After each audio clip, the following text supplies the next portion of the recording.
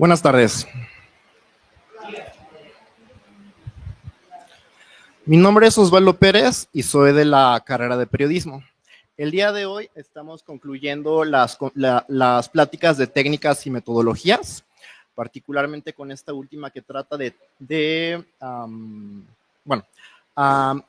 día de hoy nos acompaña Francisco Ortiz Pinchetti, destacado periodista mexicano con más de 5 décadas de trayectoria, reconocido por su labor como cronista de la transición política del país.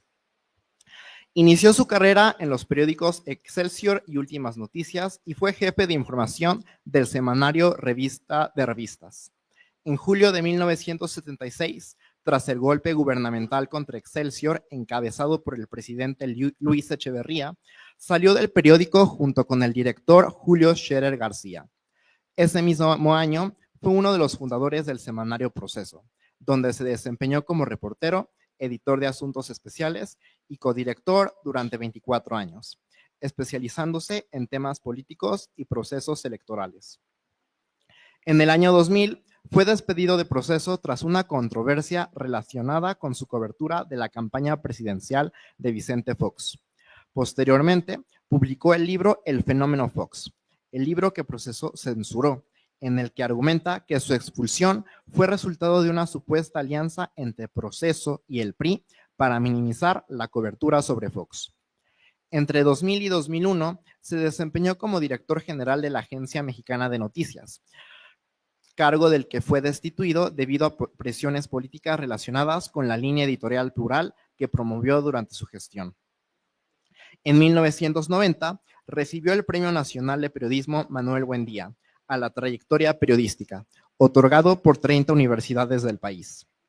Actualmente es director del periódico Libre en el Sur, un medio zonal con influencia en la alcaldía Benito Juárez de la Ciudad de México y columnista en el portal sinembargo.mx. Agradecemos mucho su visita y démosle un aplauso, por favor.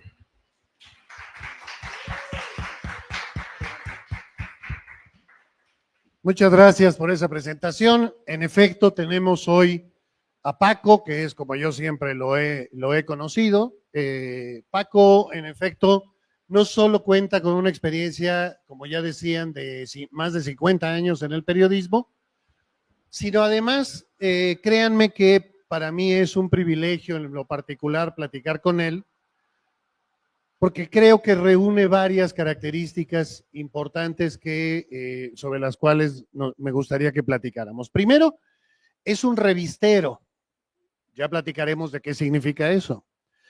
Pero no solo eso, sino que me importa destacar que yo soy un convencido de que hoy tenemos como invitado a una de las mejores plumas que ha habido en el periodismo mexicano. Paco no solo reportea, sino además se preocupa por escribir bien. Y uno de los temas incluso que vamos a platicar es si te asumes como cronista o como un reportero que escribe bien simplemente, porque quizá algunos cronistas creen que hacer crónica es escribir bonito, pero no necesariamente tener información, y tu trabajo siempre ha sido muy informativo también, ¿no? Entonces, por eso me interesa mucho que platiquemos con él.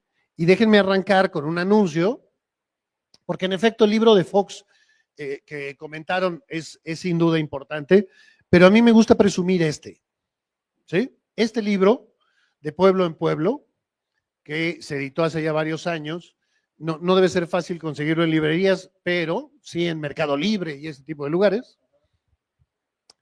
reúne una serie de reportajes sobre temas que, insisto, comentaremos en la sesión de hoy, pero que me parece, como les decía, particularmente importante el cuidado que tiene Paco al escribir, al redactar, el cuidado que tiene, insisto, de romper con lo que un estudiante de periodismo conoce como la pirámide invertida, ¿no? Las notas formales, cuadradas, que con mucha frecuencia se hacen, y que se preocupa, repito, en contarnos la historia y no solo en consignar el dato. Paco además es hijo de periodista, papá de periodista, Y si te parece, Paco, además de veras agradecerte que estés aquí con nosotros y de darte la bienvenida, lo que te pediría que empecemos es, tú eres hijo de periodista. ¿Eso hizo que te metieras a periodismo? Es decir, ¿fue un camino natural para ti? ¿O qué te hizo convencerte de dedicarte a esto? Porque además, pues tu hermano, José Agustín, no fue periodista. ¿Por qué sí optaste tú por esto? Bueno, en efecto, pues Nada más acércalo un poquito más y ya con eso. tuvo que ver el hecho de que mi padre fuera periodista, desde luego, aunque no era mi primera intención estudiar periodismo ni ser periodista. Yo tenía, según yo y los exámenes que sean de vocaciones, una tendencia hacia la ingeniería agrónoma, ¿no? El campo, etcétera. Pero el destino me fue llevando, por un lado, a trabajar en instituciones de corte social, de promoción social, varias de ellas emanadas del Secretariado Social Mexicano de la Iglesia Católica, como COPEVI, como LIMES, como CENCOS, ¿verdad? Y la USEM de empresarios, etcétera. Trabajé en muchas de ellas por diferentes razones. Quizás sí en una vocación de eso, de servicio social, ¿no? De participar en proyectos de promoción social, de cooperativas, y luchas campesinas, etcétera, ¿no? Es decir, tu primer trabajo fue participar activamente en organizaciones de la sociedad civil. Exacto. Vinculadas a la iglesia, que Exacto. Tenían una función, insisto, social, ¿no? Exacto. Okay. Eso por un lado, y por el otro, el hecho de que mi papá era periodista, él fue jefe de jefe de redacción de Jueves de Excelsior, la revista de la Casa Excelsior, que quizá ustedes ya no conocieron. Fue una revista de muchos años, yo creo 40 años, que salía los jueves, obviamente, y que se conseguía sobre todo en las peluquerías, ¿no? En una revista de amenidades, pequeños reportajes, etcétera. Y mi papá estuvo ahí no solo como jefe de redacción, sino finalmente dirigiéndola un tiempo.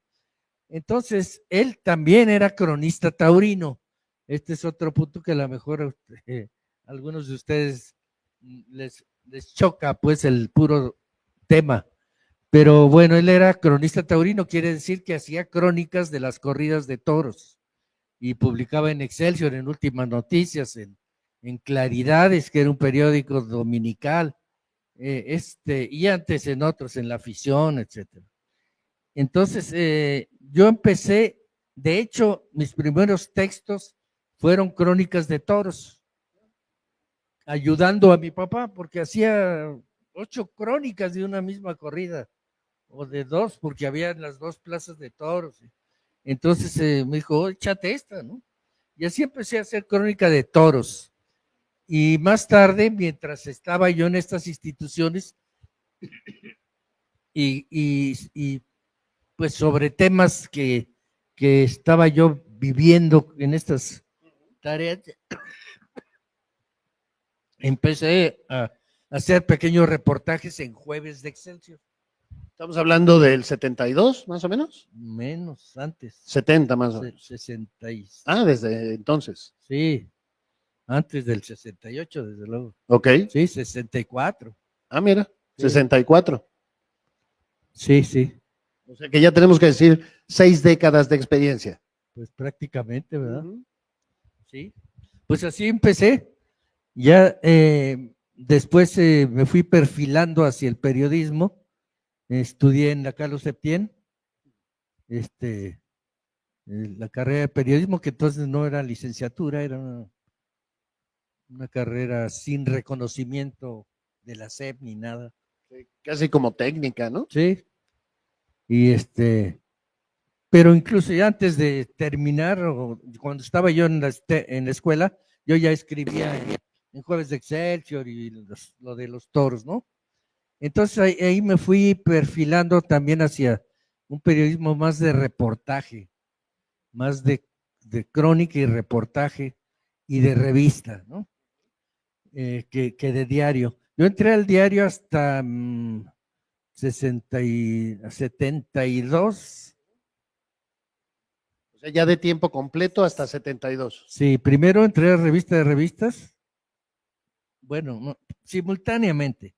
Entré a colaborar a Revista de Revistas con Vicente Leñero, que era el director, y entré a Excelsior a reportear en Últimas Noticias en la segunda edición. Déjame ya como reportero. Déjame simplemente contar el contexto de que estamos hablando de un momento en donde Excelsior, que era el periódico más importante, no era el único, pero Excelsior en particular tenía, aparte de la edición que salía en la mañana, 2 ediciones más, una que salía a mediodía y otra que salía, si no recuerdo mal, como 4 de la tarde. 4 o 5. ¿No? Pues porque estaban actualizando permanentemente la información. Y Excelsior usaba en parte Últimas Noticias como escuela de periodismo. Ahí estuvieron muchos. Todos, ¿no? Todos entramos por alguna de las ediciones de Últimas Noticias. Como primera escala para acceder ya al diario, que era Palabras Mayores, ¿no? Exacto, que ya era lo top. La catedral del Exacto, periodismo. ¿no? Así le decían, sí. Incluso, era la catedral del periodismo.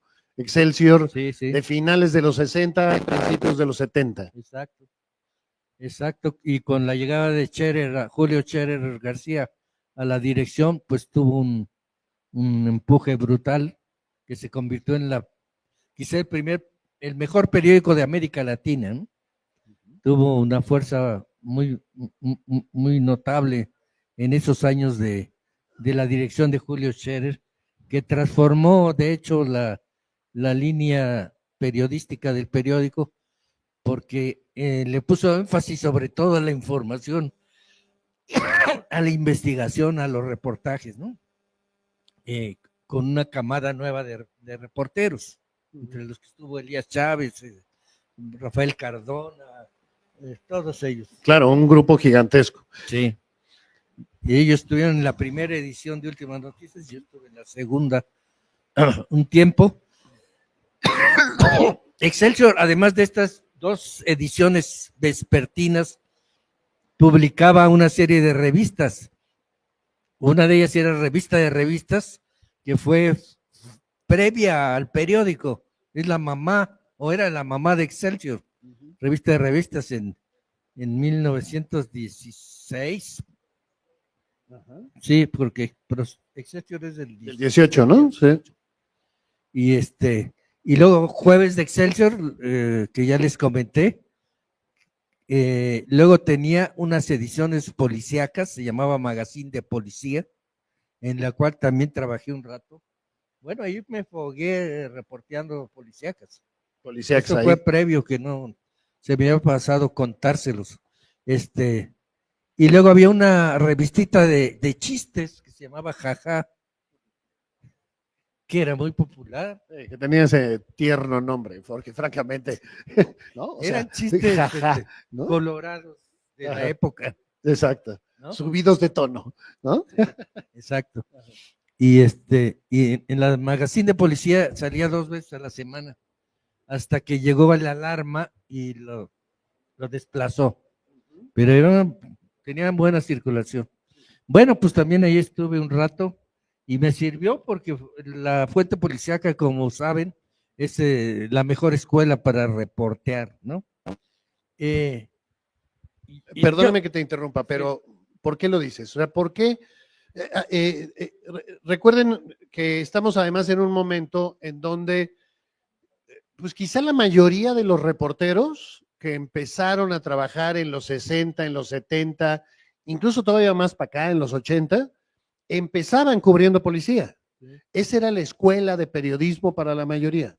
¿Por qué era una escuela meterse a un tema tan duro, tan escabroso como lo policíaco? Precisamente porque, en primer lugar, porque era lo que nadie quería hacer, de los reporteros ya más experimentados. Era un poco, pues, ni modo, para entrar tenías que pasar por ahí. Pero ciertamente era una fuente muy viva, en la que pasaban las cosas inmediatas. acababan de matar a alguien o algo, era muy, muy inmediata la cobertura que implicaba la fuente policíaca y y permitía a la vez aprender a investigar. Hubo reporteros de policía que eran verdaderos investigadores. A veces iban adelante que la policía en crímenes famosos, ¿no? O sea, no solo era consignar el hecho, sino hacer Ir a la adelantar, investigación exacto. de quién era el responsable, ¿no? Exacto, hubo casos notables de reporteros que descubrieron asesinatos, o asesinos, mejor dicho, antes que la policía, ¿no? Y y bueno, había algunos que, eh, así como la mayoría pasamos por ahí en plan de aprendizaje o de primeras pininos, otros les gustó y que se quedaron e hicieron una carrera completa en esa fuente, ¿no?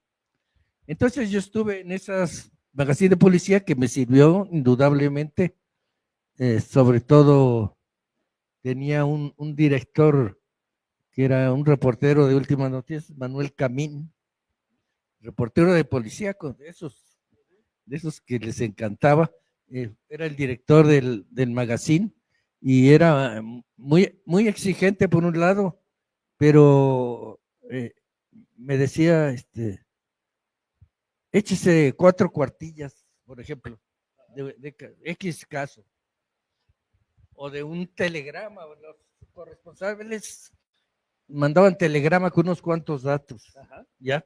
Y él me decía, échese 3 cuartillas, pero novelado, novelado. Entonces, contado bonito, pues.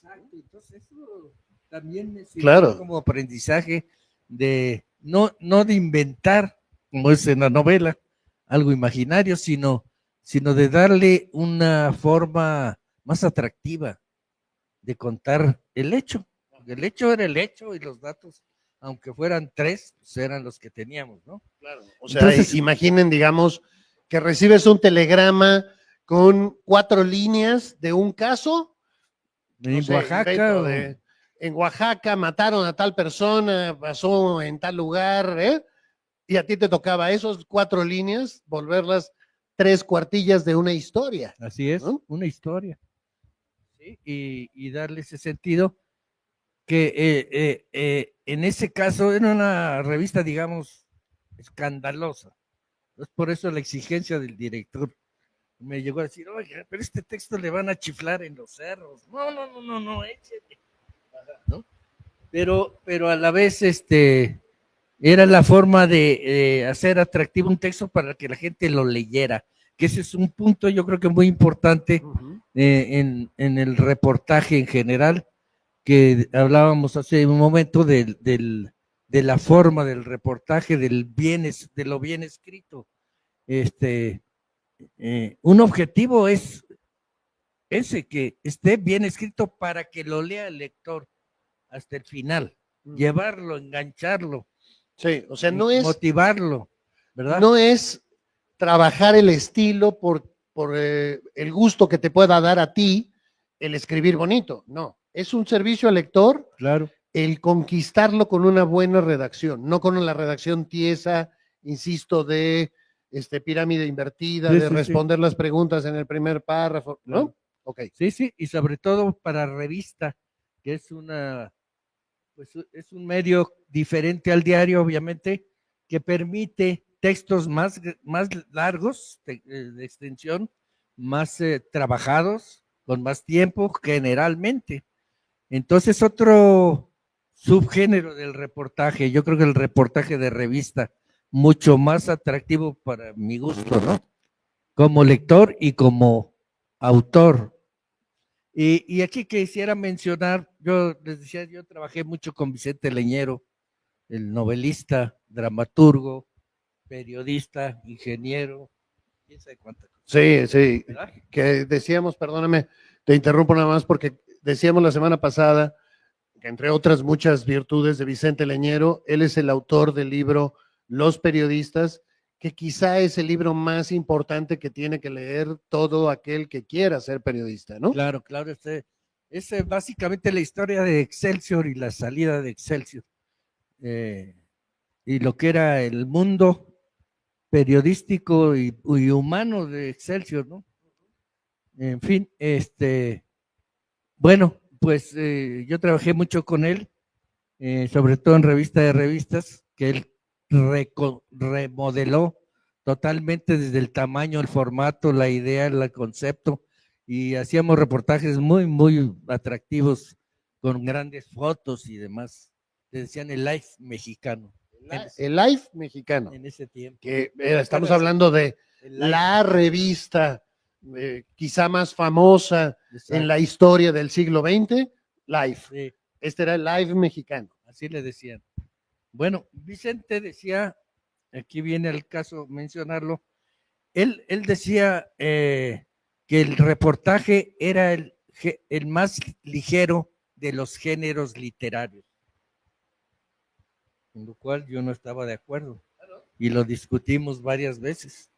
O sea, mi punto de vista era que el reportaje puede alcanzar niveles literarios, pero no en sí es un género literario. Ahí diferíamos. Y le señalaba yo un riesgo muy, muy delicado y frecuente, que los autores, los reporteros, sobre todo los jóvenes que empiezan a hacer reportajes, quisieran hacer literatura, porque ahí perdía ya su esencia, el género reportaje, género informativo, porque no olvidemos que el reportaje es un género informativo, el más completo de los géneros informativos, que involucra a menudo la entrevista, la crónica, la nota informativa, todos los demás géneros informativos, pero no es un género de opinión. Eso es importante tenerlo claro. Y esto va muy en función con lo que decía Vicente. Si hacías literatura, pues ya no era hacer periodismo, según mi concepto. Pero sí podría ser que un texto estuviera bien escrito, tan bien escrito, que tuviera calidad literaria. Eso exacto, sí, exacto. ¿Verdad? Y eso es quizás lo que yo, era mi pauta, ¿no? De escribir lo mejor posible, de la manera más amena y atractiva, para que el lector lo leyera y lo disfrutara. Claro. O lo sufriera. Claro. Porque a veces eran temas fuertes, ¿no? Déjame, en el libro de Pueblo en Pueblo, la presentación la escribió Vicente, refiriéndose a Paco dice: crónicas escritas como cuentos es lo que nos entrega en estos trabajos el reportero Ortiz Pinchetti. Auténticos relatos literarios que no porque nada inventan dejan de ser eso, literarios. Al contrario, la literatura sobre la verdad, el registro de situaciones ciertas y el retrato de personajes que de verdad existen es lo que empalma en un solo género narrativa y periodismo. ¿Tú no estás convencido de que el periodismo puede ser literatura? Vicente sí, puede llegar a ser. Pero que no es, primero, que no es su objetivo central, y que el riesgo existe de que por hacer literatura se tergiverse la información, ¿no? Y eso creo que es una de las características de tu trabajo, que es, aun cuando hay un cuidado en el estilo, no hay adjetivos y la información es corroborable. Corroborada para hacerla, pero es corroborable además. Son datos duros. Presentados de una manera diferente. Exacto. ¿No? Contados a veces como cuentos, como dice Vicente, y como él mismo es que gran parte de su trabajo periodístico eran estas crónicas o reportajes escritos como historias, como cuentos, muy amenos, muy sabrosos, de los cuales tenemos muchos ejemplos. Pero uno de sus libros periodísticos, aparte de los periodistas y otros muchos, fue el que se llama Asesinato, basado en el asesinato de una Flores Muñoz, de la pareja de viejitos que los mata su nieto, o cuando menos eso se supone. Vicente nunca nos deja con la duda. Exacto, nos deja con la duda. Pero Fue un ese caso famosísimo. sí, sí. O sea, No. dos personas ya abuelos, Además, que habían sido influyentes, funcionarios con dinero, ¿no? Que un día aparecen asesinados y que se culpa al nieto, que incluso terminó en la cárcel. Está en la cárcel, sí. Y Leñero hace un libro contando esa historia. Sí, reconstruye todo, se documenta, le hace varias entrevistas al muchacho, etcétera, y lo cuenta como cuento, ¿no? Como novela, basado, igual los periodistas, es una novela en realidad. Ahí al revés, quizá, es una novela, él siempre defendió que era una novela, claro. Y se daba el lujo de imaginar, por ejemplo, a Regino Díaz Redondo elucubrando lo que iba a hacer, dándose sus toques. Sí. Ahí tenía esa libertad porque desde un principio él aclaraba que se trataba de una novela, ¿verdad? Con personajes reales y con datos. Claro. Pero finalmente optas tú por esta literatura de no ficción, para decirlo de esta forma, exacto, como tu estilo de trabajar. ¿Cómo aprende uno a contar? ¿Quién te enseñó? ¿Quién te corregía? O sea, digamos, evidentemente tiene que ver primero que nada con un talento propio, pero tú necesitas aprenderle de alguien. Seguramente sí. Vicente era un maestro importante, sí, pero sí, ¿quién te fue decía? Mi maestro, aunque digamos yo ya traía esa vena, por así decirlo, y ahorita me acordé, porque Vicente, ahí en Revista de Revistas era el hombre equipo, no solo era el director, sino era el formador, el que daba encuadre a las fotos. Que no se te olvide, nos está regañando acá una persona, sí, que no se nos olvide el micro. El que escogía las fotos, las encuadraba, las cabezas geniales a veces que tenía, y también corregía, sobre todo había varios colaboradores pues que eran principiantes. Uno de ellos, Manolo Robles, que después fue reportero en Proceso, y en la agencia, fue editor en la agencia de noticias.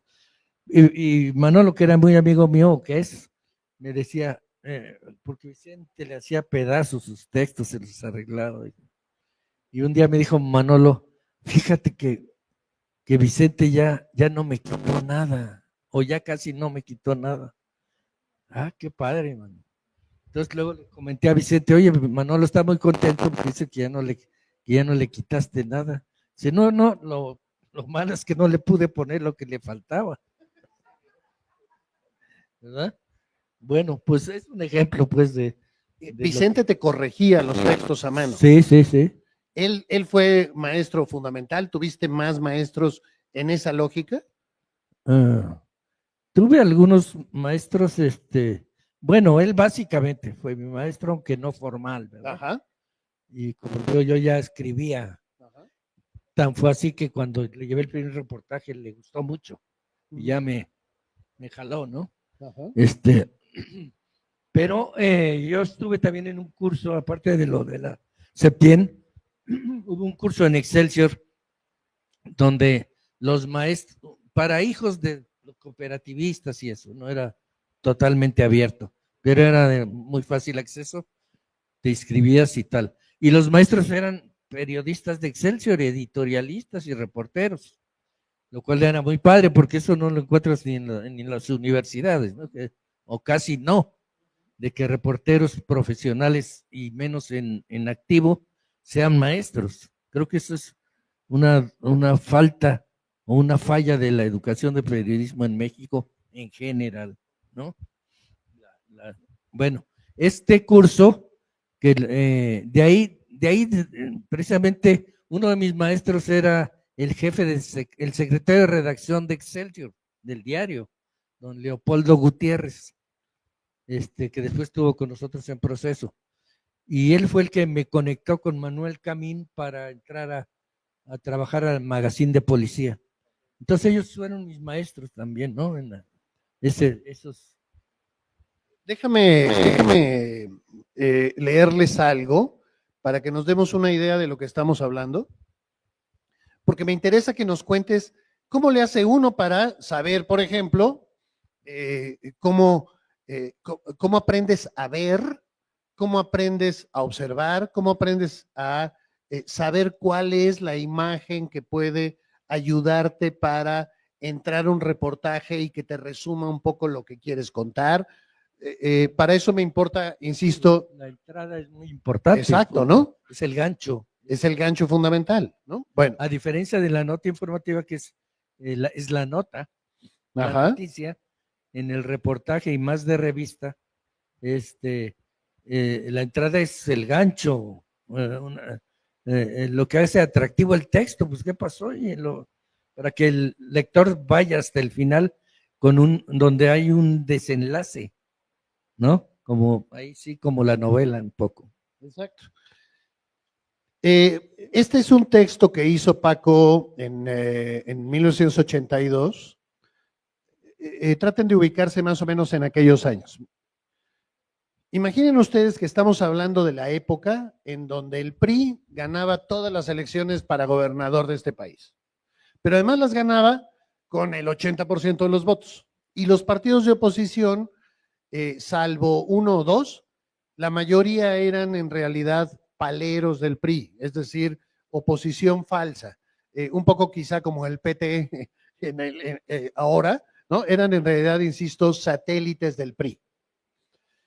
En 1982 hubo una elección para gobernador en Yucatán y el candidato, para que se den una idea, 1981, el candidato del PRI obtuvo 175,000 votos, pero Paco contó la historia del candidato que obtuvo 2,071, ¿sí? Es decir, 175,000 el que ganó, obtuvo 2,071. Era un personaje que se llamaba Emilio Chuc Chuc, un campesino maya de 80 años. Lo que me parece particularmente valioso de este texto es que, contándonos el perfil de este personaje, Paco no se queda en solo contarnos el personaje, sino en realidad contarnos cómo este hombre, un romántico, porque creía en que la política era realmente una herramienta para mejorar la vida de la gente, un socialista, porque a principios del siglo pasado en Yucatán hubo un movimiento socialista muy importante encabezado por Felipe Carrillo Puerto. Entonces, insisto, imaginen el personaje, un campesino de 80 años, maya, pobre, al que uno de estos partidos, palero, lo invita a ser candidato a gobernador, le hace creer que va a ganar, pero en realidad lo que quería este partido eran las prerrogativas y la lana que daba el gobernador, ¿no? Bueno, este personaje pues se dedicó toda su vida a ser, insisto, solo un campesino, pero militó con Carrillo Puerto en aquellos años 20,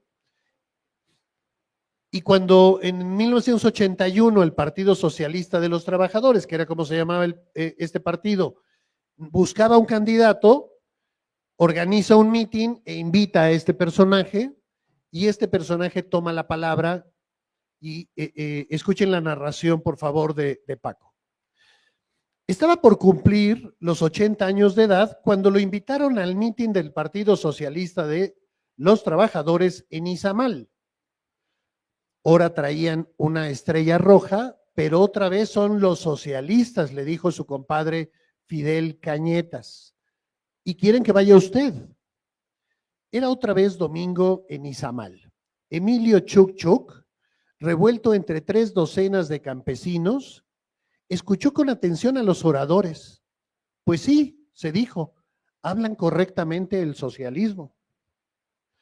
Al final habló él en maya. Su vozarrón todavía cimbró al pueblo entero, como en aquellos días gloriosos de los años 30.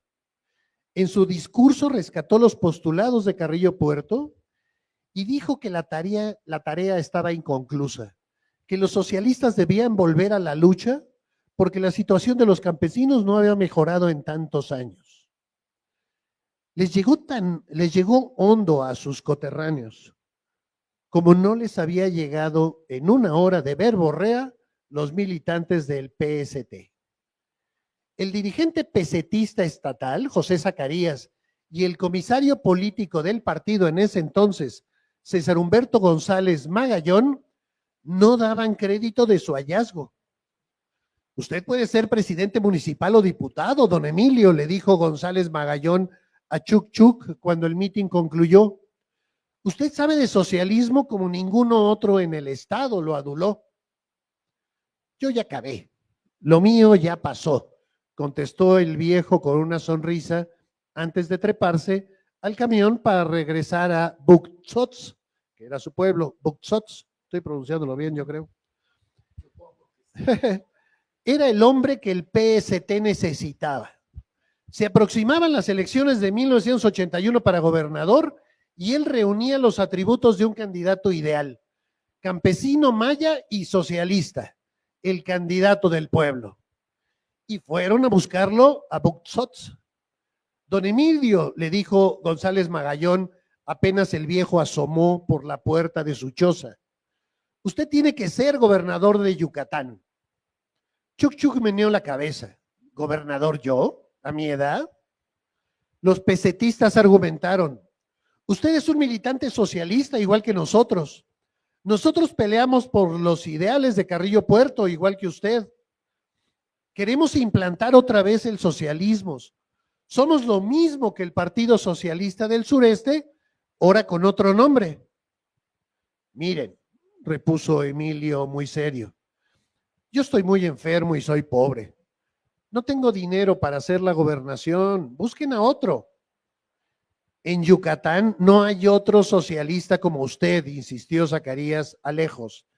Del dinero no se preocupe, nosotros le vamos a costear todos los gastos y le vamos a dar también para que compre medicinas y se cure. Pero usted no puede traicionar la memoria de Felipe Carrillo Puerto. Varios días lo pensó el viejo, resistiendo los ofrecimientos de los pesetistas, angustiados estos ante la posibilidad de que tamaña oportunidad se les fuera de la mano.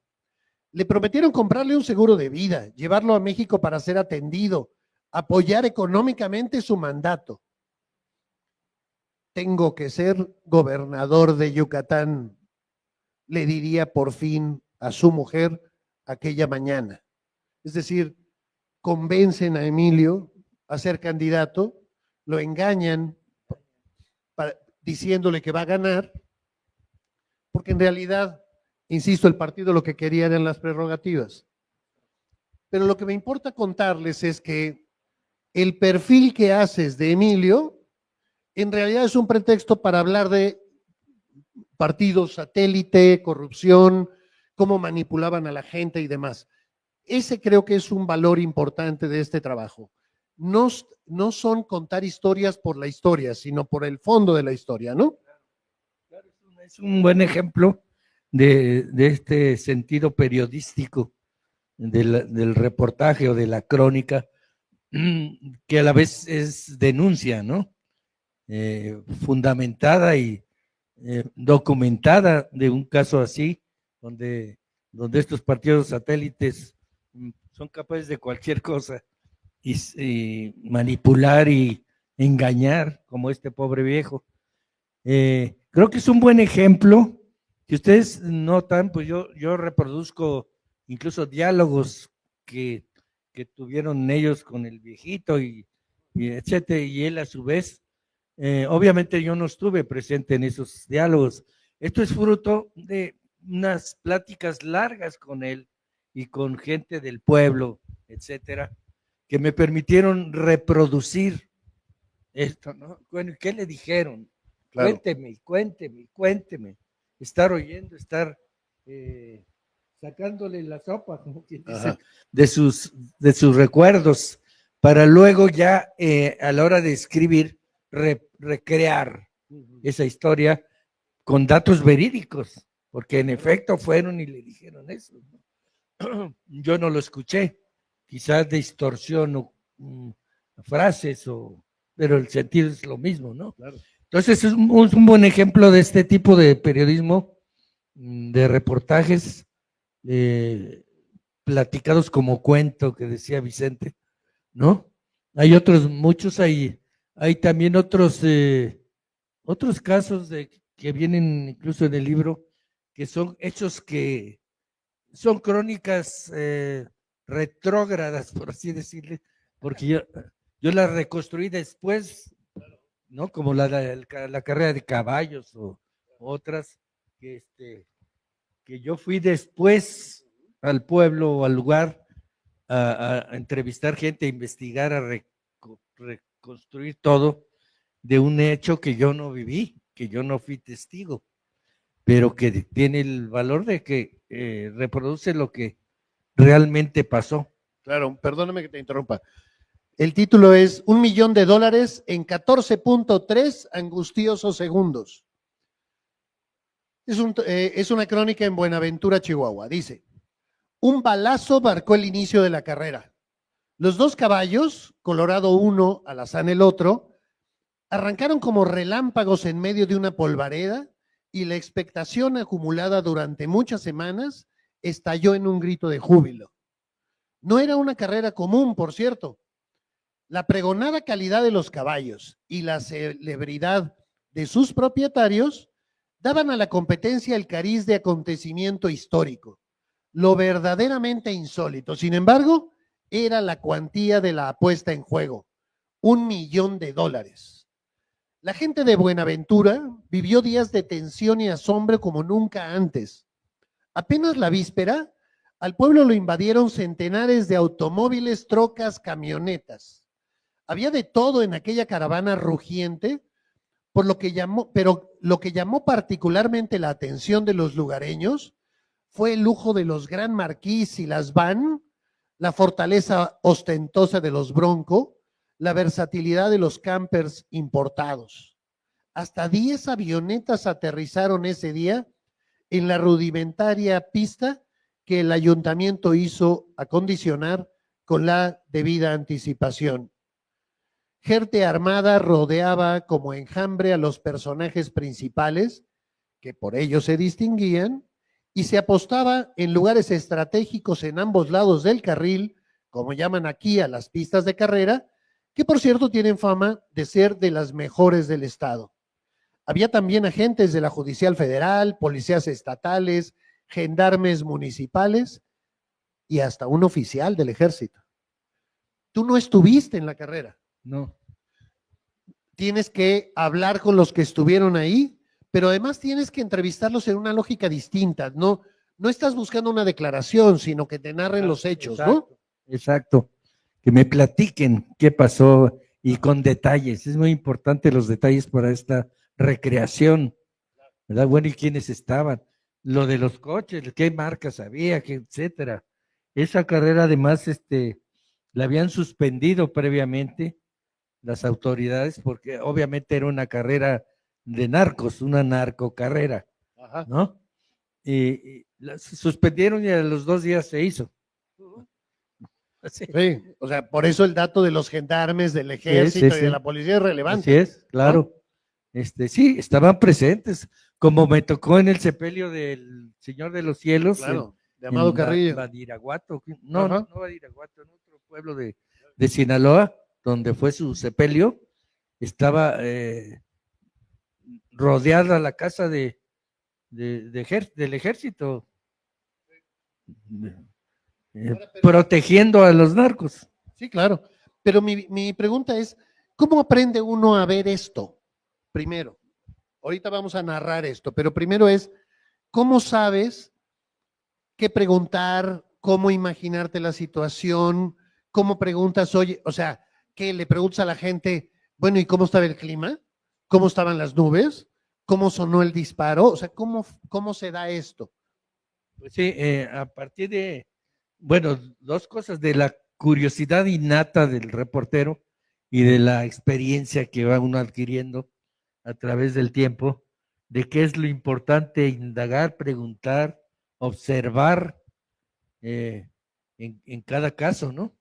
Y yo creo que esa es la manera como uno va haciendo pues es una investigación también, en este caso oral, con testimonios de qué ocurrió y particularmente de la carrera, en un entorno relativamente peligroso, porque meterte a andar preguntando ahí, pues no era, Claro, de ¿verdad? una carrera de narcos. Pues, sí. Sí. Y saber los detalles de los caballos y quién los montó y quién los trajo y qué cuidados tuvo y de dónde vino y quién era el Greñas y quién. Además, eran célebres, narcos importantes en Chihuahua, ¿no? Claro.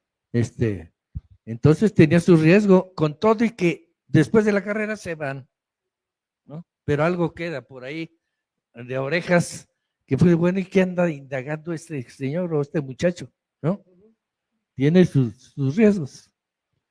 En otros casos es difícil que la gente quiera hablar por lo mismo. Pero ahí entrevisté desde el cura, al presidente municipal, a la viejita de la esquina, al tendero. Es cosa de quedarse ahí. Todos son fuente de información. Exacto. Todos. Todos te pueden dar un dato o una noticia incluso, ¿no? Lo mismo pasó, bueno, hay otros muchos casos, pero en el caso de la casa de Raúl, no casa, el rancho de Raúl Salinas en Puebla, ahí se juntó lo que llamamos un angelito, que así decíamos nosotros, particularmente el fotógrafo Juan Miranda y yo, que hicimos muchísimos trabajos juntos en todo el país. Decíamos siempre, se nos tiene que aparecer un angelito, pero ya ves que era imposible, ¿no? El rancho estaba rodeado de guardias, no podías acceder y teníamos que describir el rancho, qué tiene adentro, ¿no? Y bueno, mientras veíamos qué hacer, Juan tomó fotos de lejos, ¿no? Y nos fuimos al pueblito a una cantina y ahí echando un trago, una cerveza, un calor espantoso, había junto un señor, aquí empezamos a hacer la plática y resultó que era un trabajador, un caballerango del rancho, y platicando y echando cervezas nos platicó a detalle todo cómo era el rancho por dentro, qué había, cuántos caballos, cuántos metros, cuánto todo, ¿no? Aprender a preguntar, aprender que todos son fuente de información. Exacto. Y observar y tener suerte.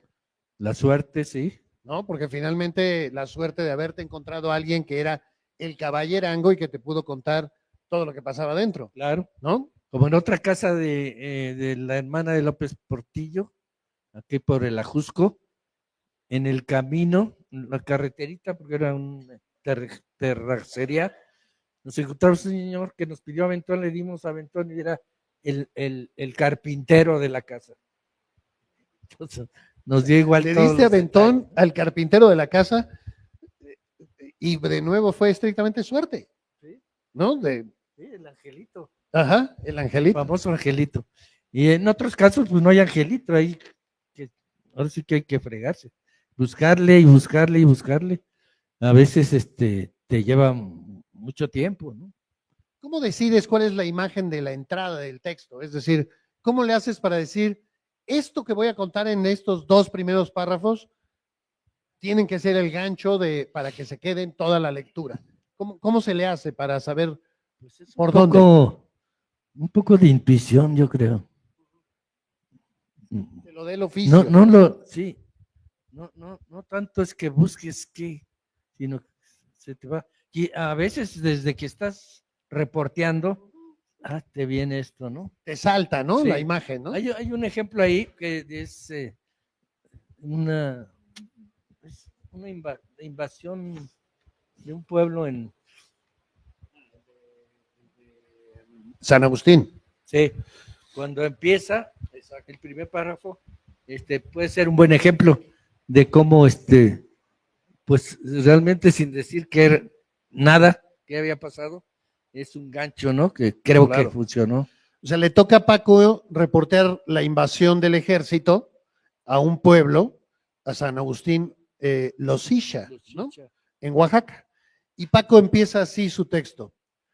Todavía no amanecía, todavía no bien amanecía cuando Rafael Pérez Almaraz escuchó un tenue ronroneo como de motores que avanzaba entre los cerros por la brecha que lleva a El Manzanal. Su casa es una de las primeras del pueblo y a esas horas salía rumbo a la milpa como todas las mañanas. Primero pensó en los trascabos que reparan el camino de tierra, luego en una avioneta, pero su sobresalto fue en aumento a medida que el sonido se acentuaba. Se me metió el miedo de a tiro. No imaginó que su pueblo estaba a punto de sufrir una invasión militar. ¿Sí? Ese es el primer párrafo del texto. Sí. Un gancho. Bueno, ¿qué pasó ahí?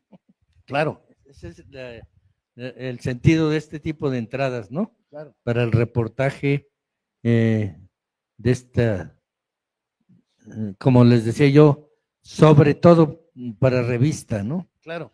Aunque, bueno, es que en los diarios dejó casi de existir el reportaje como gran género por razones de espacio, ¿no?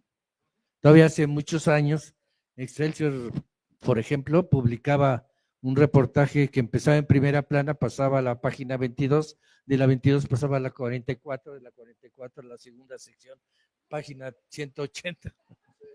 Sí, o la bien, locura. Reportajes por entregas, hasta 5, 7. Entre Vicente, un ejemplo es un reportaje de Vicente Leñero en Excelsior sobre viaje a Cuba, se llama. Que fue a Cuba a ver qué pasaba en Cuba en aquellos tiempos. Claro, ¿no? Un poco Y después creo de que la hizo revolución. 5 entregas. ¿5? 5 o 7. Ajá. Diario, una diaria.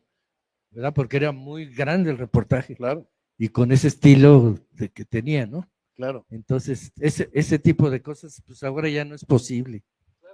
No hay espacio, no hay. No hay espacio, pero no sé si coincidas. Hay una paradoja hoy que es el reportero que cuenta o que consigna la invasión militar a San Agustín, te lo puede contar en 3 párrafos. Tú tienes la ventaja de que esos 3 párrafos ya se dieron a conocer. Tú puedes contar la historia. Exacto. Tú puedes hacer el reportaje sobre eso.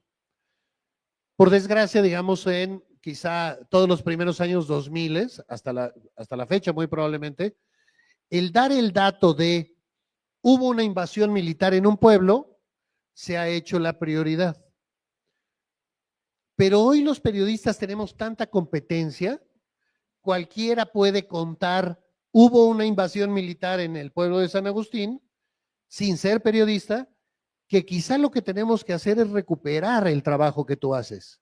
Es decir, el aprender a contarlo distinto, el darle un valor agregado que haga que la gente te lea, porque el solo consignar la invasión lo puedes ver en un tuit y no hay mucho más que decir, ¿no? Un medio, ¿verdad?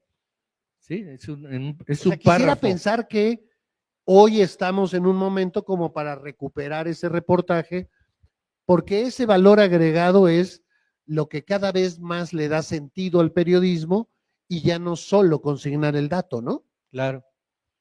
Eso es muy importante y también es muy importante destacar que para el autor, para el reportero, para el cronista, es un trabajo muy satisfactorio. Realmente. Es el más divertido, digamos. Exacto. A mí me encanta, todavía de vez en cuando algunos textos de ese estilo, ya no tan extensos ni tan reporteados, ¿verdad? Pero es muy satisfactorio y esto es algo que también deberían valorar quienes están estudiando periodismo y que incursionaran en esta especialidad, vamos a decirle así, en la medida de las posibilidades, porque ciertamente está limitado el espacio, ciertamente la premura, los recursos. Un medio tiene que invertir dinero, pues, en tener reporteros no solo de tiempo completo, sino de semanas completas dedicadas a un tema, como era el caso de Proceso o de Revista de Revistas, ¿no? Donde no había prisa, o sea, la única vez que me apuró Scherer, porque él fue el que le llegó el tip del rancho de Salinas, de Raúl Salinas. Las mendocinas. Las mendocinas, pero no sabíamos dónde estaba. Más le dijeron del rancho y que tiene esto y lo otro así en general. Y búsquelo, don Paco. Entonces, pues primero hubo que buscar dónde era el rancho y los detalles y cómo llegar y todo. Y sí, pasaron con una semana y un día sí me dijo, oiga, ¿ya? Váyase, pélese, como si, ¿no? Pero por lo general teníamos tiempo, el tiempo necesario y los recursos incluso, ¿no? Económicos para viajar, para si era necesario rentar hasta una avioneta, ¿no? Lo cual después el gerente no lo entendía, porque es el conflicto permanente, ¿no? ¿Sí? El director te dice, como dé lugar usted traiga esta nota, y el gerente dice, ¿cómo fuiste a gastar en una avioneta? Sí, ¿no? O Claro. en una lancha, ¿no? Sí, ¿no? A ver, dame las notas de la comida en el cerro, en la Sierra de Puebla. Sí. ¿Dónde está la factura? Sí, ¿no? sí, las Es como famosas. si era una fonda en la Sierra de Puebla. Sí, las ¿no? famosas no, Pero eran las notas. Fíjate qué interesante, porque quizá ante el vértigo de Internet, ante la rapidez de Internet, los periodistas tenemos que optar más por la pausa, por la profundidad, por la revelación, por el cuidado en la redacción, por hacer una pieza literaria, pero basada en la verdad, porque esa cada vez más va a ser nuestra diferencia, lo que le podemos ofrecer a la gente. No cualquier tuitero descubre dónde está el rancho de Raúl Salinas. Pero yo insisto, y alguna vez lo hemos platicado en clase, que es, bueno, si hay un choque aquí afuera, pues cualquiera que tenga una cuenta de Twitter te gana la nota. Insisto, nosotros podemos apostarle a esto otro, ¿no? Esa quizá es la posibilidad de recuperar tu estilo de trabajo para que los periodistas le ganemos al vértigo de Internet. Sí, quizás sea la única forma de ganarles o de recuperar esa importancia que tuvo este periodismo, ¿no? Porque ya la chispa, el dato inmediato, lo que pasó, pues en efecto llega por cualquier vía, ¿no? Hoy en día, si vemos en televisión los noticieros, casi de todas las notas tienen video. Increíble. Hubo una balacera y no sé qué, y está el video. ¿No? Que se volcó un tráiler en la carretera de Cuernavaca y está en saqueo. Ahí está el video. Porque no falta quien pasó y tomó el video y lo subió a las redes y en alguna forma llegó a la televisora. Y casi todas las notas tienen video, ya no solo fotos, ¿no? Esa es una gran ventaja para estos noticieros y una gran desventaja para los que amamos otro tipo de periodismo, ¿no? Claro. Ahora, cuéntanos, ¿cómo vas adquiriendo el estilo? ¿Cómo vas aprendiendo a redactar? Evidentemente con maestros, como ya nos contaste, pero no solo eso, sino tú eres una persona que escribía y sigue escribiendo diario, que le apuesta pues a generar su propio estilo, que no sé, que lee novelas porque el estilo estrictamente literario te es útil. ¿Cómo vas formando esa opinión? Bueno, yo creo que en mi caso, cuando menos fue la experiencia cotidiana de estar haciendo este tipo de trabajos, que fue desarrollándome un estilo, en efecto, y el interés en escribir lo mejor posible, ¿no? Ahí diferíamos, por ejemplo, con Rafael Rodríguez, que le valía madre el estilo, sino el dato. Pero pero ya es una vocación personal y el gusto por hacer las cosas mejor hechas, mejor contadas, mejor escritas, ¿no? Y creo que es una responsabilidad frente al lector hacerlo lo mejor posible, Claro. ¿verdad? Y te digo solo a manera de autocrítica que aquí hay 2 o 3 compañeros de Animal Político que me han de estar escuchando diciendo, pero si cuando era nuestro jefe estaba friegue y friegue de no hagas literatura, ve al dato, ¿no? No le des vueltas al asunto, ¿eh? O sea, asumo, Sí, sí, por supuesto que ha sido mucho más mi forma de trabajar, pero creo que ante los nuevos retos de Internet tenemos que replantearnos eso. claro. El dato por delante, ok, pero recordar, quizá el dato por delante hace que la gente lea 3 párrafos, que tienes que apostarle, repito, a la profundidad, al estilo, al cuidado, ¿no? Claro. Para que vean que rectificar es humano. Bueno, Y en el quizá, caso de ustedes, perdonar es divino. Es decir, que me perdonen mi insistencia de escribir cuadrado. claro, es muy importante el tipo de medio, ¿no?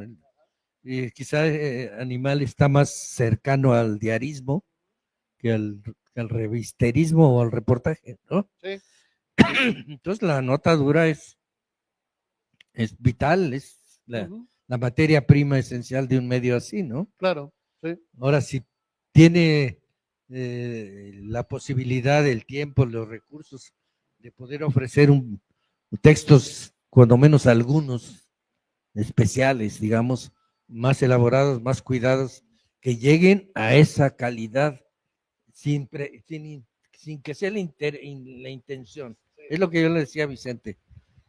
No, es que es muy riesgoso que un estudiante, un periodista joven, quiera hacer literatura y ya la regamos, ¿no? De entrada, porque no va a ser periodismo, va a ser literatura o intentar hacer literatura. Mejor no hace ni la una ni la otra, ¿no?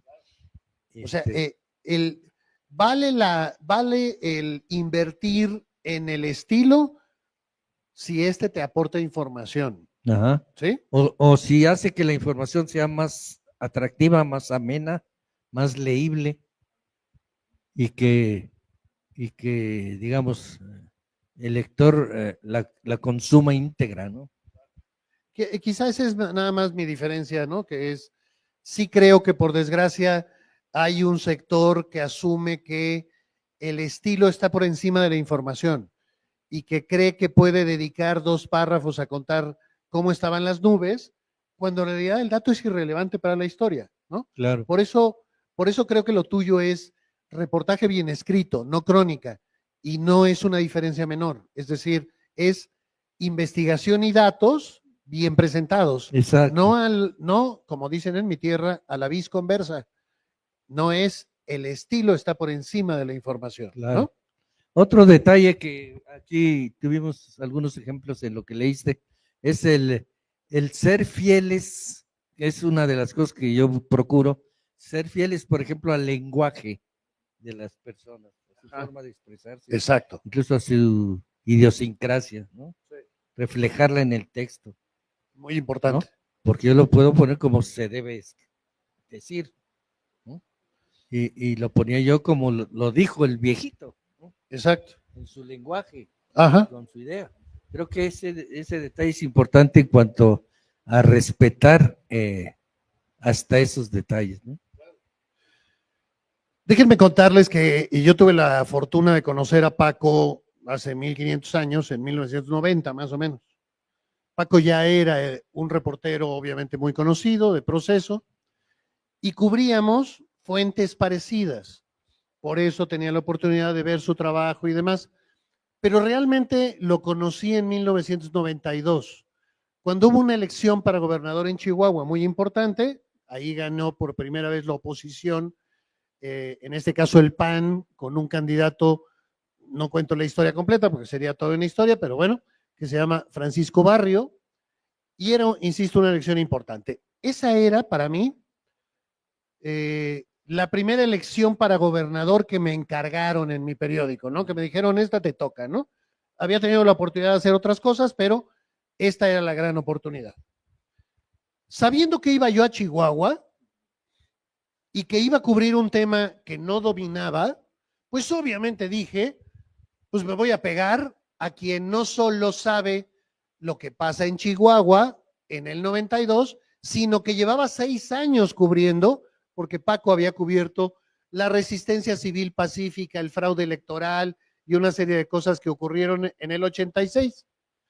Pero traigo esta historia a colación porque cuando iba yo a ir a Chihuahua, le pregunté a un amigo en común que tenemos, a un gran periodista muy querido nuestro que se llama Gerardo Galarza, le pregunté a Gerardo, oye, ¿tú crees que me pueda pegar a Paco?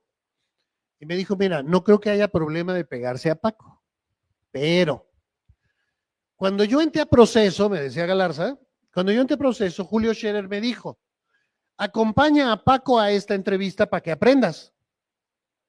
Y te va a pasar algo parecido a lo que me pasó a mí. Acompañé a Paco a la entrevista y resulta que Paco durante toda la entrevista permaneció mudo. ¿Sí? Me tocó vivirlo. O sea, yo recuerdo haber estado en una reunión con operadores electorales del PRI, que Paco me hizo el favor de abrirme la puerta, porque yo no los conocía y él sí. Y yo decía, a ver, espérate, ¿cómo le está haciendo Paco para reportear si hizo una pregunta y punto? Como dice Leñero, Parco Ortiz Pinchetti, tienes esa característica, por lo menos para mí, rara, que es, tus silencios son mucho más importantes que casi cualquier pregunta que puedas hacer. Es un estilo especial porque el entrevistado termina llenando tus silencios y tropezándose y contándote cosas que quizá no te hubiera contado, ¿no? O sea, esto no es solo un tema de personalidad, sino de que tú entiendes que esto pasa o cómo funciona, porque créanme, yo estuve 2 horas en una reunión con un personaje de la picaresca política mexicana que se llamaba el Coco Reyes, y en 2 horas yo no hice ninguna pregunta porque yo era el chavito que se pegaba al periodista experimentado, ¿no? O sea, yo, si Paco no preguntaba, yo menos, ¿no? Pero en esas 2 horas creo que Paco hizo 2 preguntas. Y aún así, este personaje nos contó toda la historia. ¿Cómo se da esto? O sea, ¿cómo le haces para hacer una entrevista con tan pocas preguntas? Y sobre todo, en donde tú creo que tienes muy claro que una entrevista no es un debate, no es un pleito, no se trata de que tú te luzcas. ¿Cómo se dio este estilo? Sí, bueno, yo creo que sí tiene que ver mi forma de ser, mi forma de ser, ¿no? En este estilo, pues soy muy callado, en realidad, hablo poco. Incluso alguien hacía una broma que llegaba yo a entrevistar a alguien, prendía la grabadora y le decía, y el güey empezaba a soltar. Esta una exageración, pero en poquito, ¿no? O sea, quizás sí hubo alguna entrevista en la que hiciste eso nada más, ¿eh? No lo dudaría. Pero sí, también depende mucho si ya conoces al entrevistado, ya le sabes, ¿verdad? Y curiosamente, a veces los silencios les dan confianza al entrevistado. ¿Dan confianza al entrevistado? A veces, quizá por lo que dices que no es alguien que viene a debatirles, a reclamarles algo, ¿no? Como es muy frecuente, sino alguien que está interesado y que los deja hablar. A veces es muy latoso, sobre todo cuando estás grabando y después transcribir las conferencias, híjole, tardado y latoso, ¿no? Pero a veces vale la pena porque esto hace que hablen sueltos sin cortarles las ideas. Claro, es importante si de pronto alguna precisión, una pregunta que los meta otra vez al carril para que no se desvaríen, ¿no? Pero sí, yo creo que es una combinación de personalidad y maña. Déjame decirlo con las palabras de Leñero, porque seguro es más claro de lo que yo fui. De estilo, de buen estilo, se puede hablar cuando se ha leído los trabajos de Ortiz Pinchetti. Un estilo que empieza, según saben quienes lo han acompañado en sus tareas, desde el instante mismo del reportaje. Paco obedece un viejo principio de las estrategias reporteriles que hoy parece olvidado por el glamour con que los medios televisivos adornan y pervierten a sus periodistas estrella. Al revés de quien se hace notorio y se insufla de importancia, el buen reportero, dice aquel viejo principio, debe tomar a virtud y como consigna el pasar desapercibido. No se trata de discutir ni pelear o alternar confianzudamente con el entrevistado, sino de provocarlo. De nada sirve dárselas de ducho, de inteligente, si esos atributos personales no sirven para extraer información, historia o colorido del sujeto de nuestro interés. La presencia fantasmal de Ortiz Pinchetti, sus ásperos silencios durante las entrevistas, la modestia con que disfraza su sagacidad o su mala leche son el estilo. Ese estilo de reporteo que le permite desarrollar capacidades de observación y captación.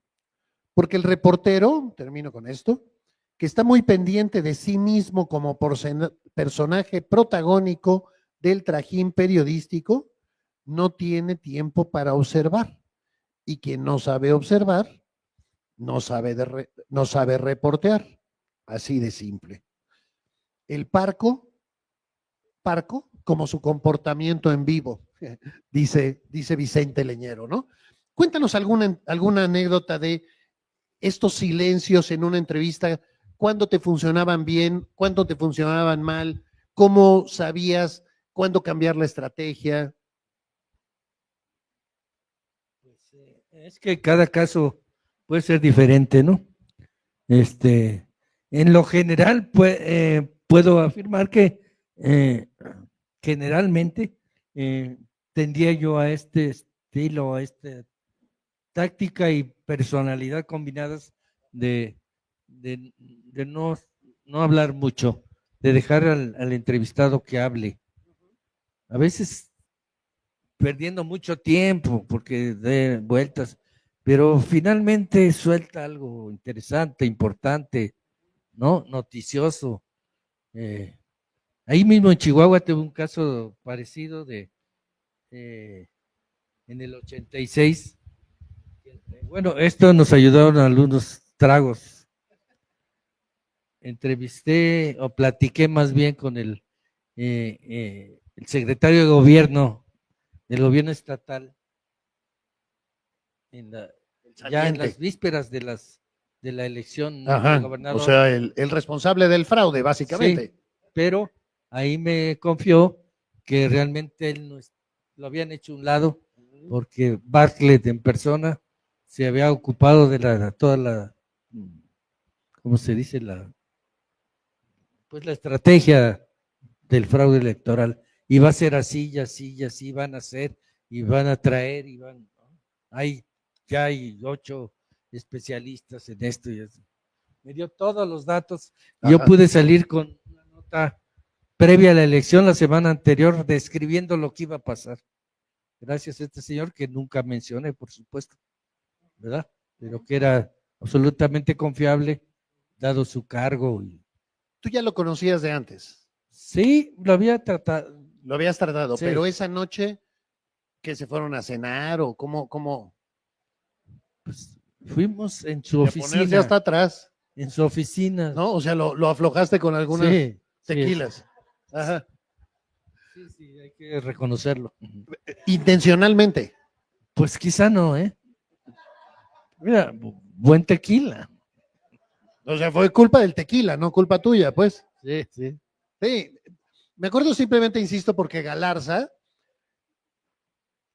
que recibió la instrucción de acompaña a Paco para que aprendas, cuando regresó le dijo a don Julio, no entiendo qué quiere que aprenda con un reportero que no habla. Eso es lo que quería don Julio que aprendiera de ti. ¿No? Pues yo creo, ¿verdad? Supongo que eso era, Y Galarza lo aprendió, habría que decirlo. sí, claro. ¿No? Sí, muy buen reportero. Ajá. Ese estilo, insisto, tiene mucho que ver con tu propia personalidad, pero en algún momento sí descubriste, digamos, que era una buena estrategia para obtener información, ¿no? Sí, claro, claro.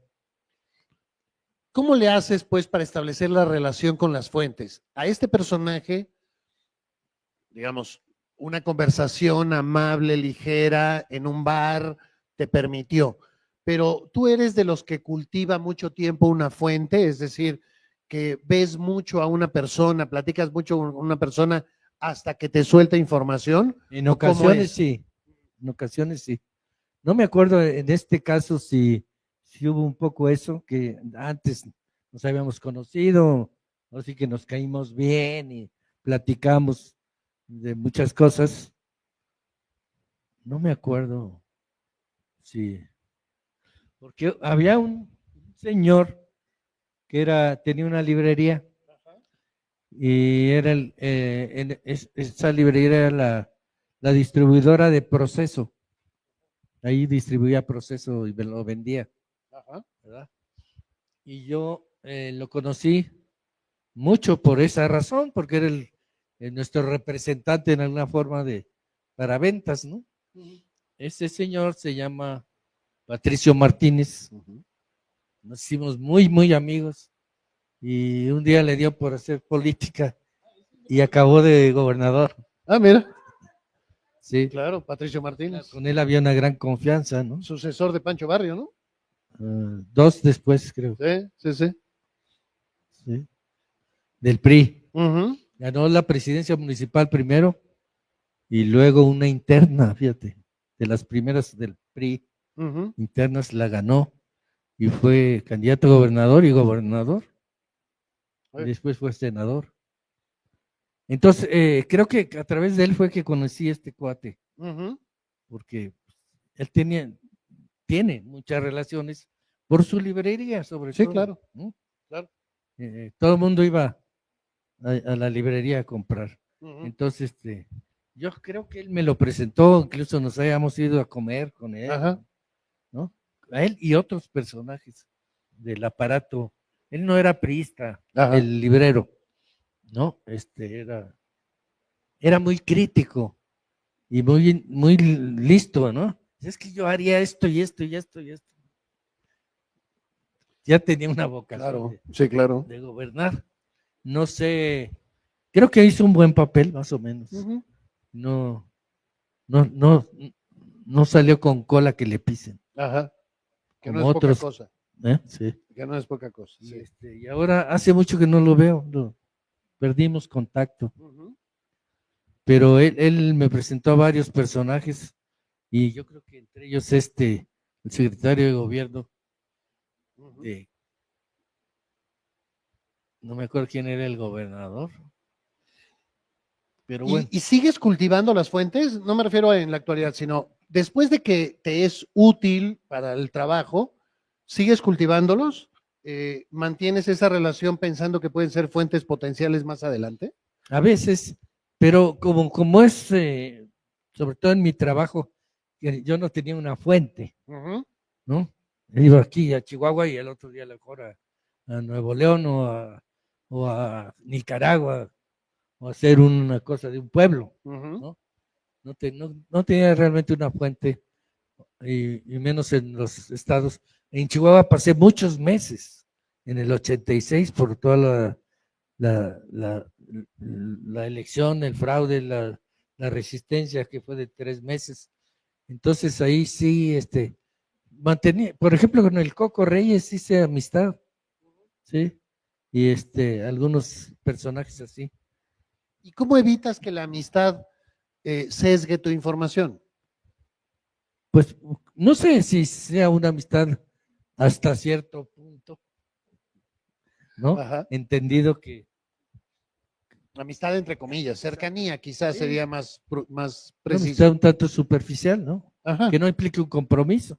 Porque Exacto. incluso con Patricio que ahí sí fuimos muy, muy amigos, así de ir a su casa a comer, su esposa.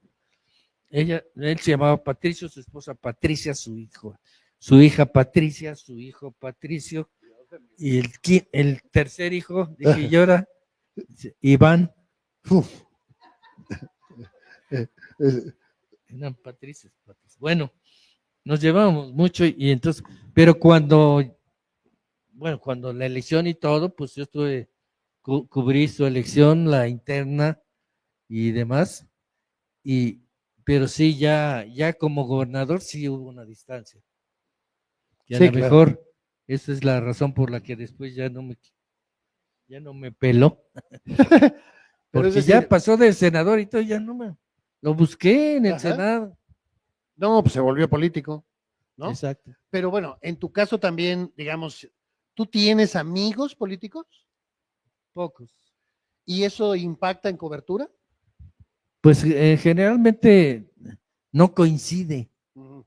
¿no? Con solo un caso así como este, que te digo, pero era mi trabajo tan saltarín que no hay una permanencia. Ujú. Generalmente, pues, Chihuahua fue excepcional, que durara tanto tiempo y además cubrí desde antes del 86 en 82, creo, las intermedias, y luego el 86 y luego el 93 y luego Ujú, ujú. hasta el, Sí, hasta claro, desde el 88 todavía estuve allá. claro, Pues yo no estuve en la caída del sistema porque estaba allá.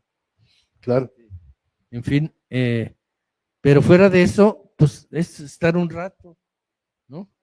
claro. Otro ejemplo de esto ahorita me acordé, de la suerte o que a veces chiripa suerte, Ajá. fue en Sinaloa, lo acabo de contar hace poco en una columna en Sin embargo, cuando apresaron a un narco, ¿cómo se llama? No, ¿Quién sería?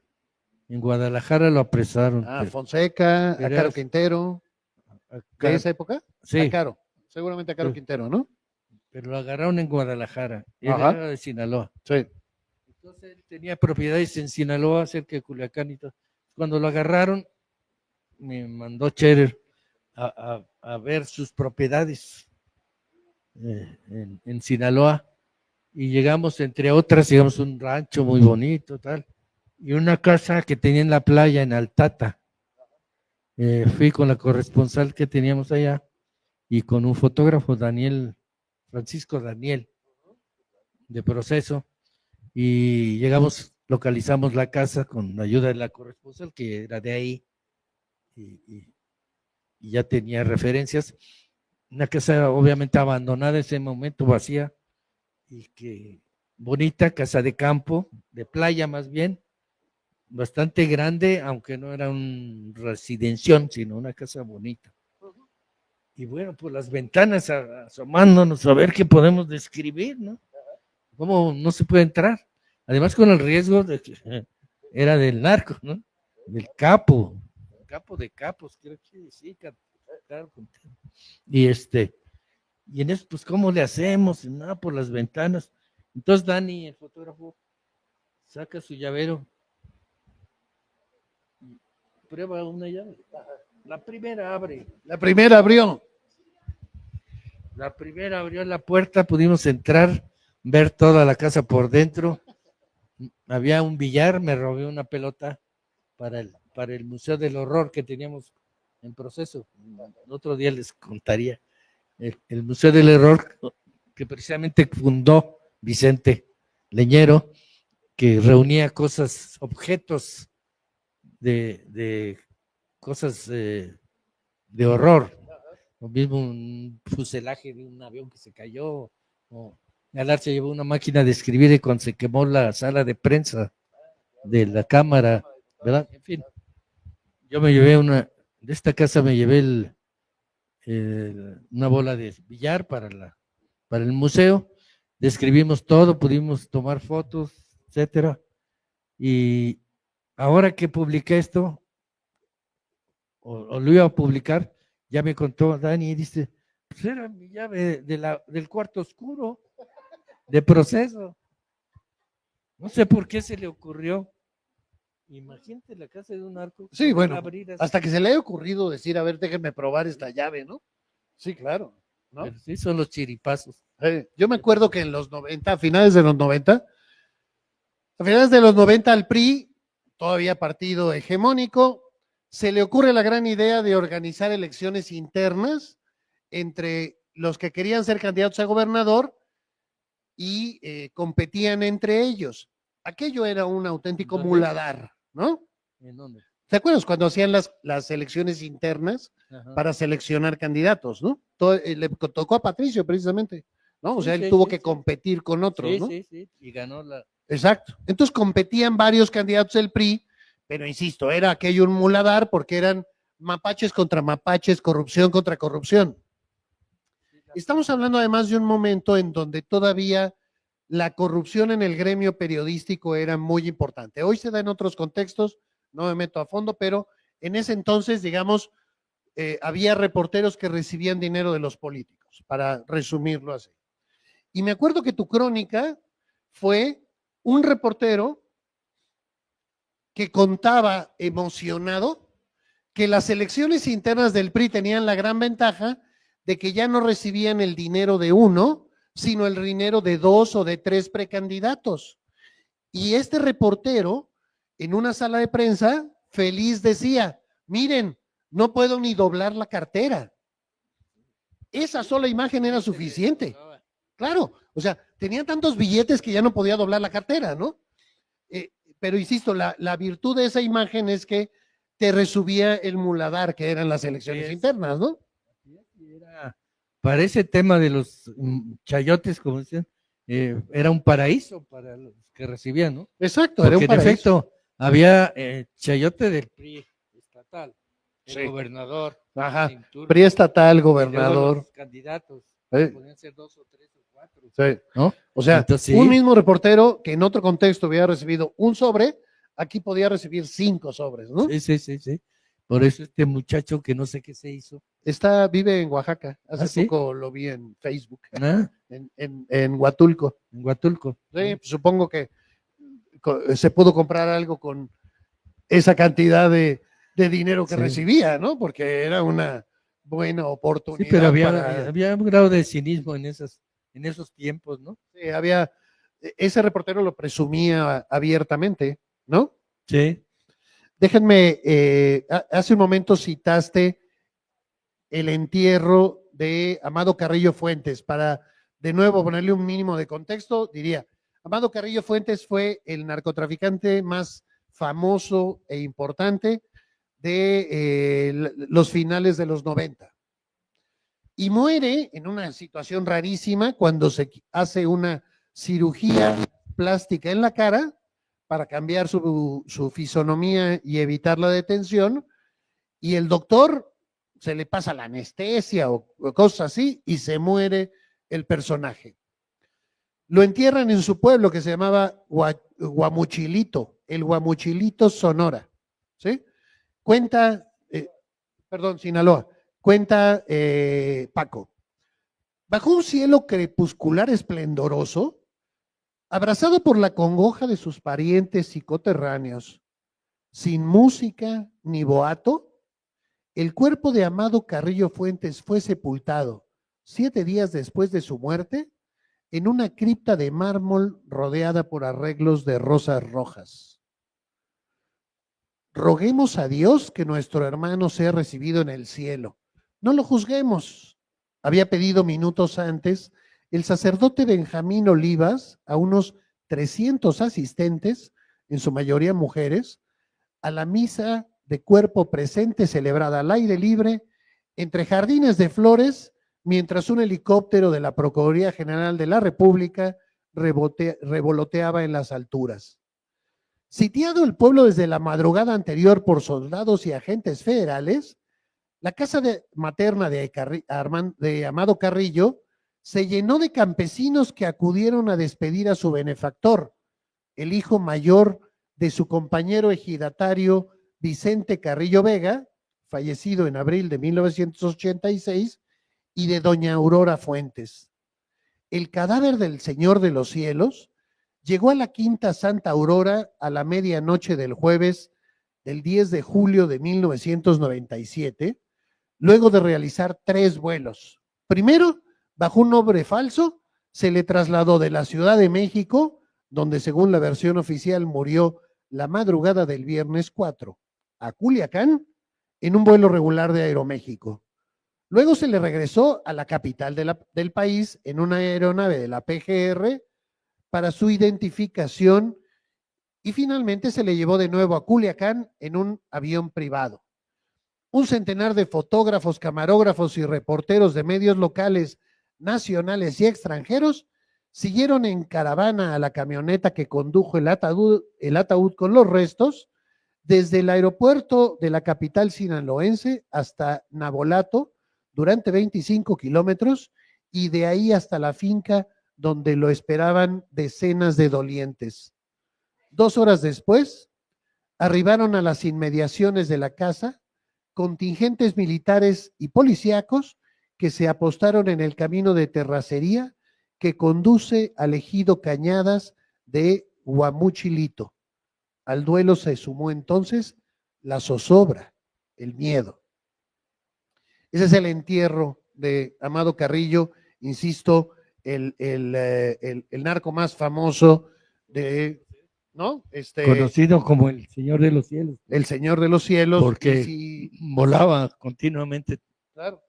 Y yo ya uso, para más fácil identificación de que algunos de los aquí presentes sepan de quién estamos hablando de José María Jaspic en la serie Narcos. Así es más fácil. Si ven la serie Narcos, cuando salga Jaspic, ese es el personaje al que te refieres, ¿no? Sí. Déjame aprovechar también para abrirle la puerta a algunas preguntas de los que están acá y que me están haciendo favor de pasar. Con esta nueva generación, en un mundo en donde el vértigo le gana al interés por las noticias, es que lo leí mal por estar pensando en cuál era la pregunta. Con esta nueva generación de un mundo de cristal, ¿cómo ganarle al vértigo del interés con las noticias de los tiktokeros? O sea, ¿cómo le ganas a este vértigo de redes sociales y demás? ¿Crees que tenemos en ese sentido, digamos, que el periodismo tiene salvación frente a este vértigo, a esta ligereza, que pues, evidentemente a nosotros nos puede parecer criticable, pero más allá de lo que nos parezca a nosotros, es lo que están consumiendo los más jóvenes? Claro, es un hecho. Y sí, los vaticinios van en el sentido de que el periodismo o nuestro periodismo, vamos a llamarle así, está en proceso de extinción. Ajá. ¿No?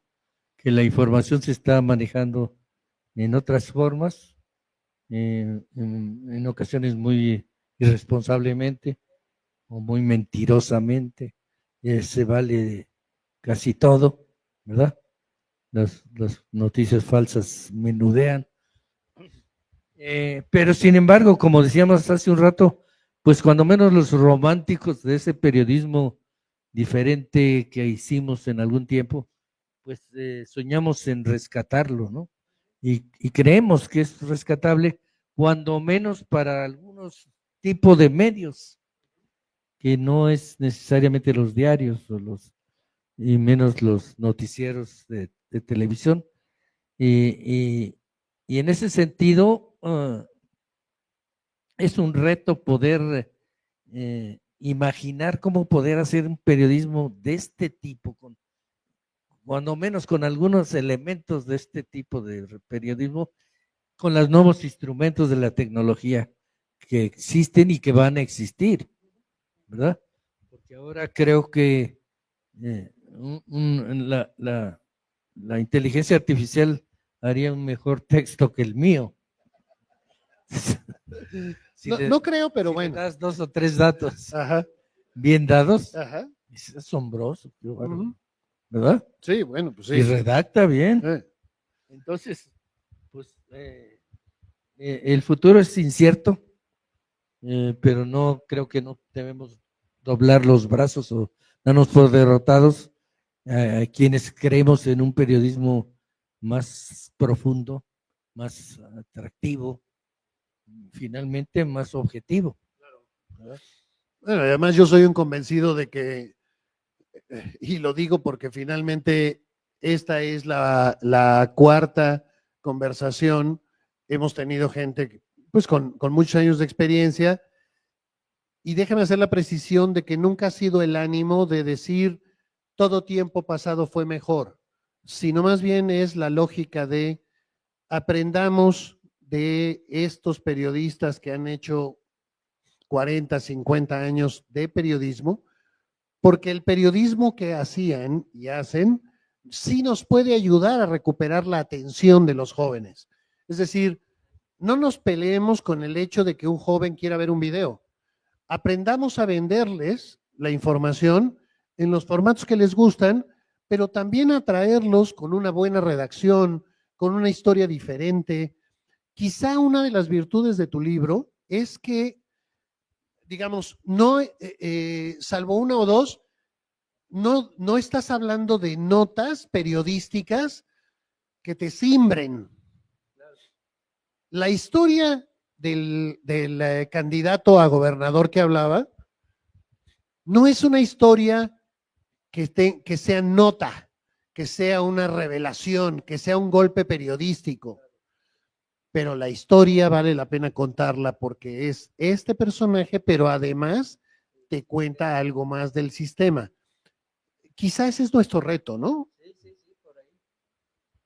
Me dicen que si no lo dices con el micro, te Perdón, das de cuenta que nada. sí creo que es por ahí las posibilidades que tiene. Ajá. Ahora, hay que precisar que este libro reúne crónicas, básicamente reportajes y crónicas de hechos ocurridos en pequeños pueblos. Ese es lo que Ese es el hilo conductor. común, exacto. De ahí el nombre de pueblo en pueblo, que por cierto me lo sugirió Vicente también. Entonces esto ya, digamos, encasilla un poco el tipo de reportajes que están ahí. Claro. En efecto, no son temas nacionales, aunque Claro. algunos pudieran tener alguna repercusión. Sí, o claro. tuvieron. Sí, o la ¿no? tuvieron. Digo, la invasión militar a San Agustín Sí, fue sí. nota. Y fue Pero nota en general todos lados. son, como decimos ahí en la introducción, son pequeños acontecimientos en los pueblos donde la inauguración de la cancha de básquetbol puede ser un acontecimiento del año, ¿no? O la llegada de un profesor, no sé, ¿verdad? Esta parte me parece clave. Eso me gusta mucho y creo que el libro recoge mucho de eso, Ajá. de darle importancia a hechos aparentemente mínimos, ¿no? Y sucedidos en estas comunidades que reflejan lo que pasa en el país. Claro. De ahí su subtítulo, ¿no? Claro. Como dice Crónica. Sí, es Crónicas del Pequeño México. Sí. ¿No? Y fíjate que recupero esto que mencionas, porque quizá eso tendremos que aprender, lo que es recuperar el trabajo periodístico de contar historias de pequeños acontecimientos que te reflejan muchas veces grandes problemas. Exacto. Luego queremos... Son ejemplos. Exacto, ¿no? De o sea, luego cosas. queremos hablar de los macrotemas, la violencia en México, que sin duda son importantes, pero que quizá podemos abordarlos contando una pequeña historia. Incluso te diría que no todas son historias trágicas, también hay historias amables. Sí, incluso chuscas. Exacto, hasta chuscas, Hay ¿no? una de la carnaval de un pueblo, ¿no? Y eso también lo hemos perdido, ¿no? Es decir, estamos muy preocupados en contar los grandes hechos y no dedicarnos un rato a contar simplemente una bonita historia. Claro, claro. No más, ¿no? Exacto. Y que es atractiva y es a la vez informativa porque describe una realidad. Claro. ¿No? ¿No? Oye, te preguntan si tomabas notas cuando platicabas con la gente y no era una entrevista formal. Bueno, yo, sobre todo con el tiempo, fui dejando a un lado la grabadora, que como les decía, era una monserga, ¿no? La transcripción, aunque la grabadora es muy importante en casos delicados, ¿verdad? Tienes que, ahí está tu respaldo, ¿verdad? Pero, el tomar notas te facilita mucho el trabajo y te da la posibilidad de escribir más tú, ¿no? Este, eh, bueno, volviendo a una anécdota que le contó, que contaba Scherer, cuando fue a entrevistar a Salvador Allende, que llegó con su grabadora y le dijo, no, no, no, guarde la grabadora, póngase a trabajar. Y lo puso a tomar notas, ¿no? Pero ese tomar notas de lo esencial, Ajá. que hay que aprender, ¿no? No es Claro. tan fácil, porque lo primero es quiere uno tomar todo y no lo tomas, sino tomar lo esencial, datos, alguna frase, no sé, que te vaya a servir, pero mejor ir siguiendo la plática. Ajá. Lo que te La está, ausencia de una grabadora te sirve para concentrarte y ir siguiendo la plática, ¿no? creo que sí, O porque sea, la luego grabadora luego te o sea, sabes que confías. está ahí, pues. Además, ¿no? hay desgracias, Claro. que falló la grabadora y híjole, ¿no? Sí, y adiós entrevista. Sí, sí. Sí. Pero sí, es mucho más práctico y más rico tomando notas, ¿no? Claro. Oye, y déjame cerrar esta conversación aprovechando una pregunta que te hacen y extendiéndola un poquito, que es, primero la pregunta, que es, 3 tips básicos de redacción que le aprendiste a Leñero. 3, 2, 1, los que quieras, pero ¿qué le aprendiste en ese sentido para saber redactar? Bueno, uno sería la descripción del escenario, digamos, en el cual se desarrolla, o bien la entrevista misma, o bien lo que te están contando, ¿no? Esto lo tiene muy bien, o lo tuvo muy bien cultivado Vicente, lo podemos ver en muchos de sus reportajes, cómo era capaz de recrear el escenario. A lo mejor esto, su tendencia dramática, le servía para esto, ¿no? Pues que conjuntó todo este cuate. Entonces, quizás es uno de los puntos que le aprendí. Otro, el que ya ahí mismo en el texto que escribió el preámbulo, señala él, ¿no? De no querer figurar el reportero que se debe desaparecer, ¿no? El yo prohibido que dice Elías Chávez, Exacto. que fue el título de su libro, ¿no? Y que parte de esa premisa de Vicente y del mismo Scherer, de que lo importante no es el reportero, sino la historia, ¿verdad? Y que no se vale ser uno mismo. Por eso el yo prohibido quiere decir el uso de primera persona, ¿no?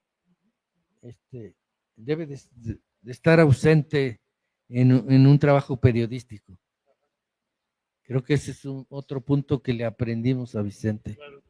Y aprovechando eso, te pediría, obvio, estos que acabas de decir ya son para nosotros una enseñanza en sí mismo, pero ¿qué tips, qué sugerencias nos dejarías para aprender a escribir y a reportear en un sentido como el que tú lo haces? Además, te añadiría, ¿eres un lector de novela, de periodismo, de qué? Y te lo pregunto con todas las ganas de que nos recomiendes 1, 2 libros que tú quieras para aprender a escribir. Cerremos, si te parece, con eso. Déjanos algunas sugerencias que tengas. Sí, bueno, pues yo sugería, porque sí, bueno, mis lecturas son de todo tipo, ¿no? Obviamente mucho periodismo, pero también novela y demás. Creo que todo puede servir en determinado momento. Creo que es muy importante cuando se plantea uno el tipo de reportajes que hacíamos, ¿no? Que partían generalmente de un tip, de como el caso del rancho de Salinas, de alguien le dijo a Chere que tenía un rancho, de un tip, pues, de cualquier naturaleza, que lo primero es documentarse lo más que pueda uno sobre el tema, previamente, ¿verdad? Sobre el personaje, sobre su trayectoria, sus relaciones, por qué es importante, en ese caso, volviendo al ejemplo, por qué es importante describir y localizar un rancho de Raúl Salinas y no de Pedro Domínguez, ¿no? Esto es un trabajo previo. Luego el otro es, ya lo hemos platicado en esta charla, pues la observación, observar mucho, observar todo, los detalles, todo lo que nos puede servir como un elemento de redacción a la hora de escribir, que nos pueda dar vida, ¿no? Un color de una fruta o la puerta desvencijada de una choza o el uniforme luido de un policía, ¿no? Esos detalles que van a enriquecer nuestro relato, pero con elementos reales, ¿no? Porque puedes inventar en una novela o en un cuento, cómo era la choza o cómo era el policía. Pero esos son elementos reales y esto es lo que le da mucha vida y veracidad a los relatos, ¿no? Yo creo que esto de la veracidad y el otro término es el ser creíbles, ¿cómo es? Veraces y ¿no? Ser creíbles. Y esto, a esto ayuda mucho el dato preciso o la observación precisa. Entonces también es otra recomendación, el ser muy observadores, guardarse. A veces es necesario anotar ciertas cosas, pero si no con los... Con el micro, por favor. Con el olor, con los ojos, con la nariz, con todo, ¿no? Para después plasmarlo. Ahí lo tiene uno como en un estante, cuando estás escribiendo y vas escribiendo las cosas. Lo que decíamos, el lenguaje real de los entrevistados o los personajes de esta historia, ¿no? Todo eso va a enriquecer el relato. Ya la destreza pues se va adquiriendo con el tiempo o bien con la vocación o la facilidad que ya tenga uno para escribir así, lo cual no implica que todos tengamos que escribir así, ¿no? Estrictamente el reportaje debe cumplir su objetivo principal, es informar.